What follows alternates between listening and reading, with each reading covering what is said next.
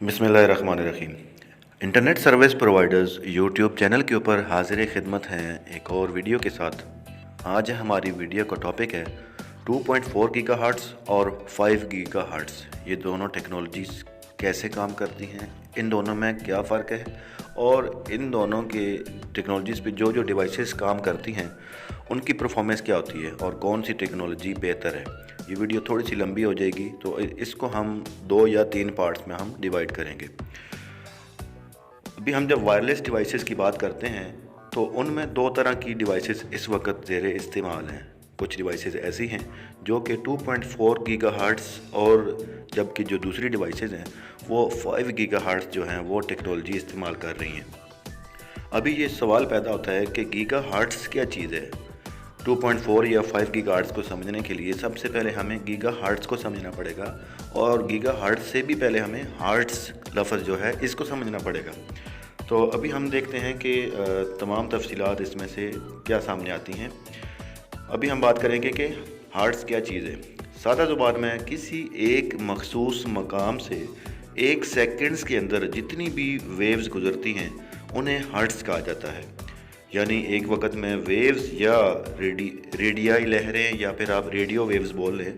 Radio waves हो सकती हैं जो कि डिवाइसेस यूज़ करती हैं, या फिर इलेक्ट्रॉनिक वेव्स हो सकती हैं, या फिर साउंड वेव्स हो सकती हैं।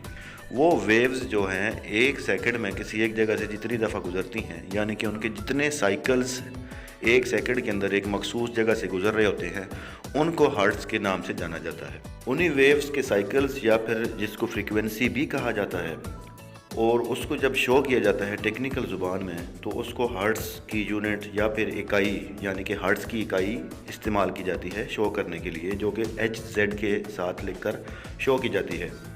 1 हर्ट्ज़ 1 साइकिल पर सेकंड होता है, यानी कि 1 साइकिल 1 सेकंड में एक जगह से जब गुजरता है तो वो उसको 1 हर्ट्ज़ कहा जाता है। और इसी तरह अगर मेगा हर्ट्ज़ की बात करें तो 10 लाख हर्ट्ज़ जब 1 सेकंड में एक जगह से गुजरते हैं तो उसको मेगा हर्ट्ज़ कहा जाता है। अभी मेगा हर्ट्ज़ के बाद अगली डेफिनेशन आती है जो कि हमारे टॉपिक से रिलेटेड है, वो है गीगा हर्ट्ज़। गीगा हर्ट्ज़ क्या चीज़ होती है? ये 1000 मेगा हर्ट्ज़ के बराबर होती है, यानी कि उसमें 1 अरब हर्ट्ज़ होते हैं। अगर सिर्फ हर्ट्ज़ गिनती किए जाएँ तो वो 1 अरब हर्ट्ज़ 1 गीगा हर्ट्ज़ के बराबर होता है, और उसी को मेगा हर्ट्ज़ में करें तो 1000 मेगा हर्ट्ज़ 1 गीगा हर्ट्ज़ में शामिल होते हैं। प्रैक्टिकली देखा जाए तो गीगा हर्ट्ज़ 1 सेकंड में 1 बिलियन साइकिल्स भेजने का दूसरा नाम है, और जितने साइकिल्स पर सेकंड ज़्यादा होंगे उतनी ही फ्रीक्वेंसी भी हाई होती जाएगी। अभी हम आते हैं गीगा हर्ट्ज़ और वाईफाई की तरफ, जो कि हमारे असल टॉपिक है आज का, कि जो वाईफाई डिवाइसेस हैं, इंटरनेट की डिवाइसेस हैं, वो जो टेक्नोलॉजी यूज़ करती हैं उनमें ये चीज़ किस तरह से इस्तेमाल की जाती है। वाईफाई एक ऐसी टेक्नोलॉजी है जो कि रेडियो वेव्स को इस्तेमाल करती है और उन वेव्स के ज़रिए अपने जो सिग्नल्स हैं वो 2 डिवाइसें इस्तेमाल करते हुए भेजती और रिसीव करती है, यानी कि ट्रांसमिटिंग डिवाइस और रिसीविंग डिवाइस।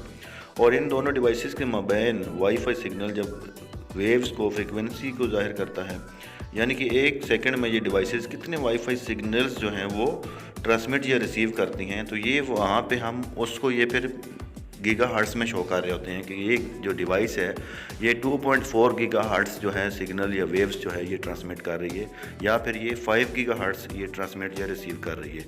उधर से हम इन डिवाइसेस यानी कि वाईफाई डिवाइसेस की स्पेसिफिकेशन अलहदा कर लेते हैं कि ये आया 2.4 गीगा हर्ट्ज़ है या फिर ये 5 गीगा हर्ट्ज़ है। 5 गीगा हर्ट्ज़ क्योंकि हाई फ्रीक्वेंसी होती है और इसमें स्पीड तेज़ होती है, ज़्यादा फासले तक नहीं जाती। इसमें स्पीड यानी कि बैंडविड्थ बहुत ज़्यादा होती है, मगर इसकी जो फासला होता है ये कम कवर करती है।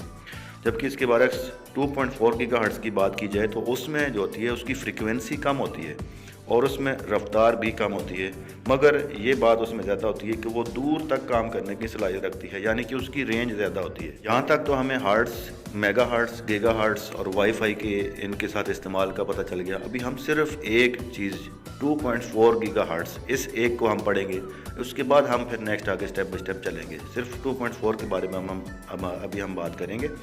2.4 गीगा हर्ट्ज़ एक स्टैंडर्ड पब्लिक वाईफाई सिस्टम है और ये अल्ट्रा हाई फ्रीक्वेंसी यानी जिसे UHF भी कहा जाता है, और उस सिस्टम के ऊपर यानी कि UHF अल्ट्रा हाई फ्रीक्वेंसी के ऊपर ये अपने रेडियो सिग्नल्स ट्रांसमिट करती है।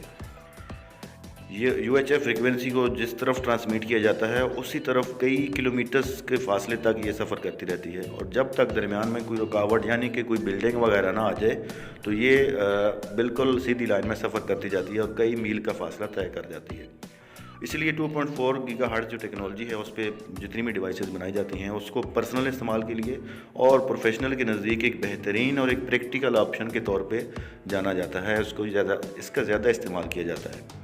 2.4 गीगाहर्ट्ज़ टेक्नोलॉजी जब सबसे पहले सामने आई तो ये 1997 यानी कि 1997 में पहला जो वाईफाई स्टैंडर्ड प्रोटोकॉल मुतारिफ़ किया गया था, तो तब से ये 2.4 गीगाहर्ट्ज़ जो टेक्नोलॉजी है ये ज़ेर इस्तेमाल है।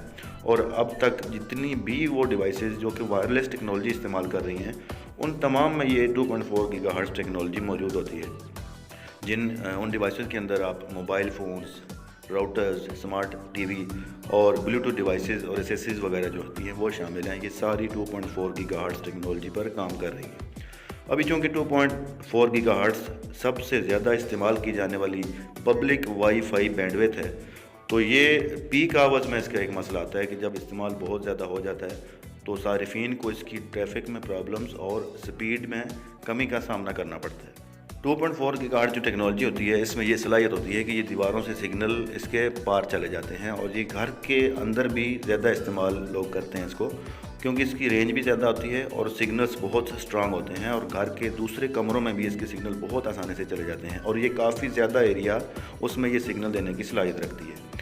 अगर आपको इंटरनेट की बहुत ज़्यादा रफ्तार चाहिए हो और हाई बैंडविड्थ दरकार हो तो फिर आप ये 2.4 गीगाहर्ट्ज़ की बजाय 5 गीगाहर्ट्ज़ की जो हामिल डिवाइसेस हैं वो इस्तेमाल करेंगे।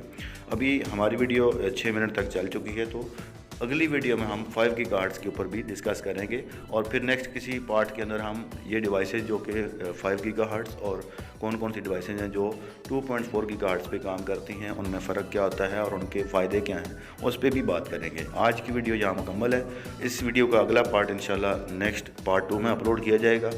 जुड़े रहें हमारे चैनल के साथ, और आपका कोई क्वेश्चन होता है या कोई चीज़ आप समझना चाहते हैं तो आप हमसे पूछ सकते हैं। वीडियो देखने के लिए बहुत शुक्रिया।